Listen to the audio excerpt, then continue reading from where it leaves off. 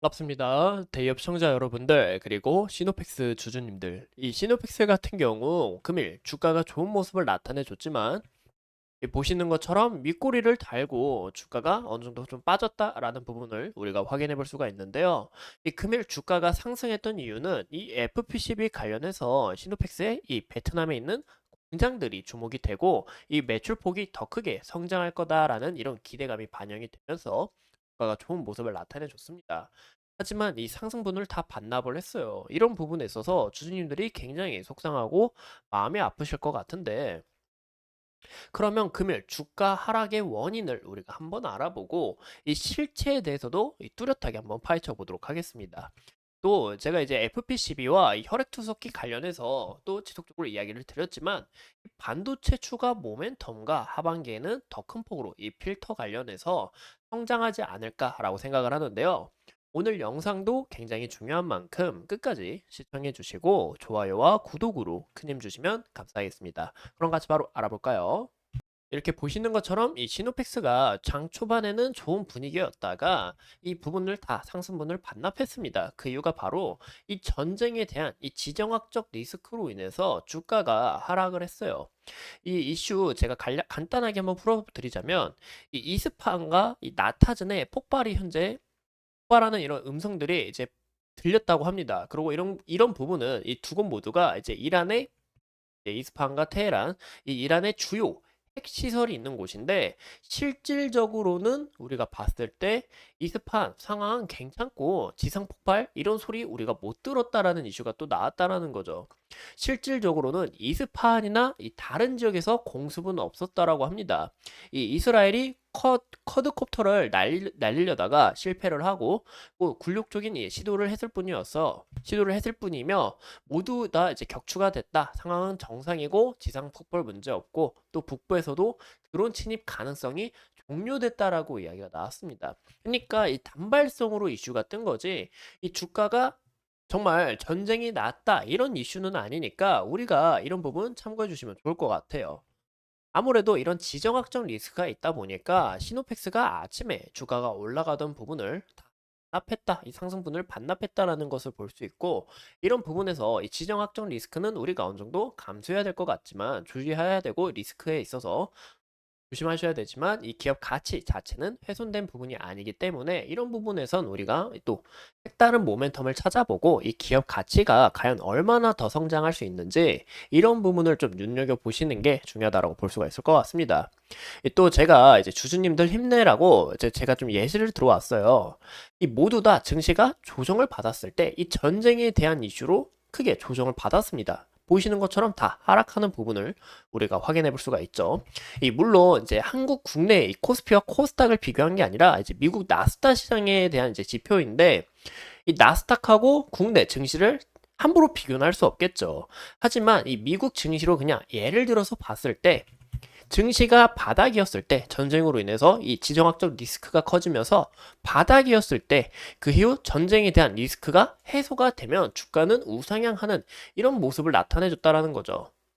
그래서 현재 이 지정학적 리스크도 어느 정도 해결이 된다면, 해소가 된다면 주가도 좀 좋은 모습으로 증시도 살아나고 시노펙스도 우상향하는 그런 그림을 나타내주지 않을까라고 생각을 합니다.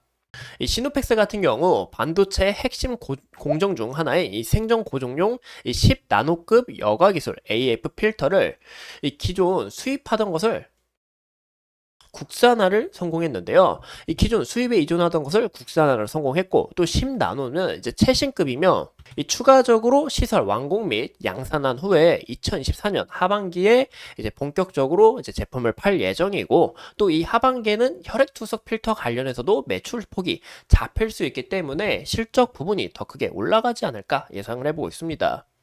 또 무엇보다 2025년 말까지 3나노급 필터 기술 개발과 이 양상 적용을 동시에 할 예정이며 이 기술을 개발하고 바로 양산을 한다는 얘기죠.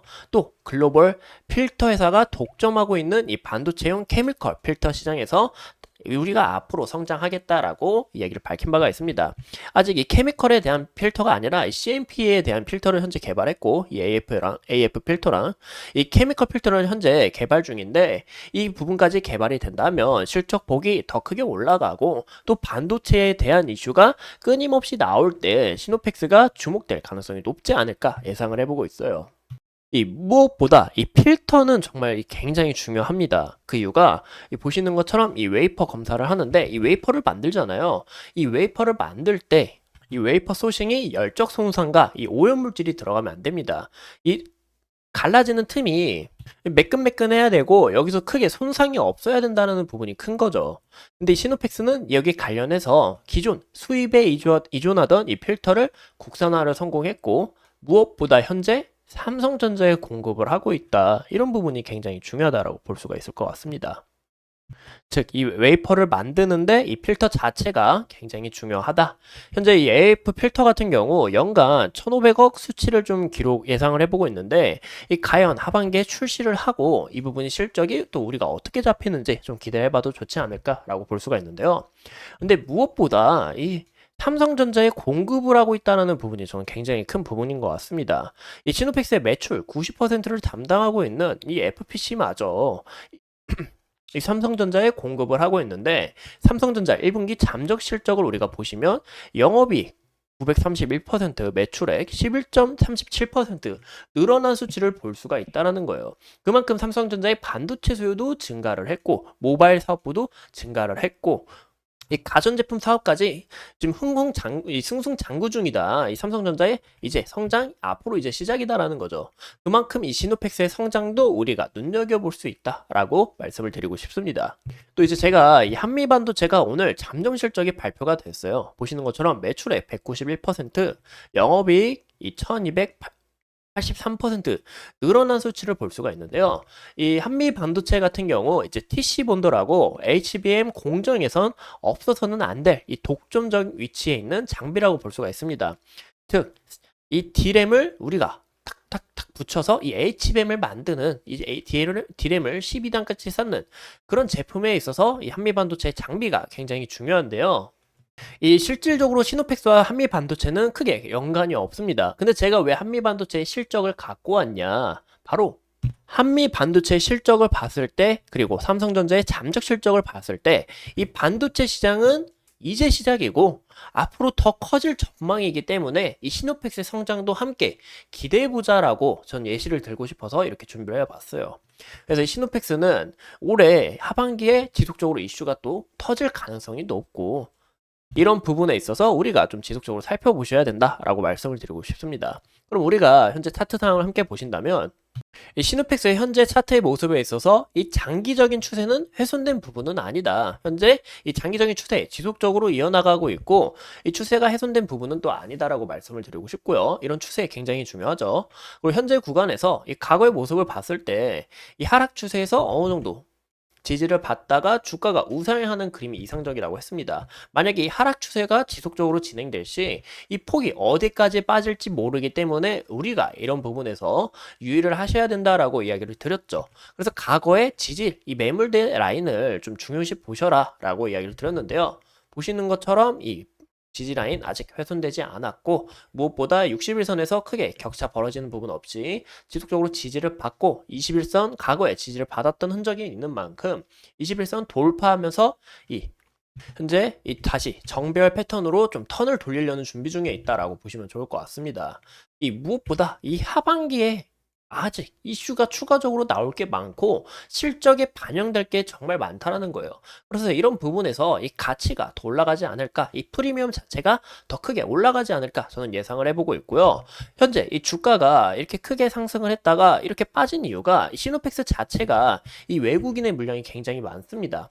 외국인의 물량들이 이 바닥에 상당히 깔려 있어요. 이 외국인들이 어느 정도 이 차익 실현 물량을 많이 내놓을 때마다 주가가 우리가 크게 떨어지는 것을 확인해 볼 수가 있는데요. 이 무엇보다 이 시노펙스의 현재 밸류 상태도 높은 상태였고, 또 외국인들의 이런 차익 실현 물량이 나올 수 있는 거 우리가 감안을 하셔야 되고, 무엇보다 이슈는 아직 끝나지 않았다. 제 이슈는 아직 더 추가적으로 나올 수 있기 때문에 어느 정도 조정을 받다가 이슈가 한 번 더 부각이 되면 우상향하는 이런 그림을 우리가 기대해보자라고 이야기를 드렸습니다. 이상 이 시누펙스에 대해서 같이 알아봤고 이 기업 가치는 굉장히 뛰어나기 때문에 우리가 이 지속적으로 시누펙스 파헤쳐 보면서 이 끝까지 제가 정보 전달 열심히 해드리도록 하겠습니다. 오늘도 이렇게 소중한 시간 내서 영상 시청해 주신 점 감사합니다.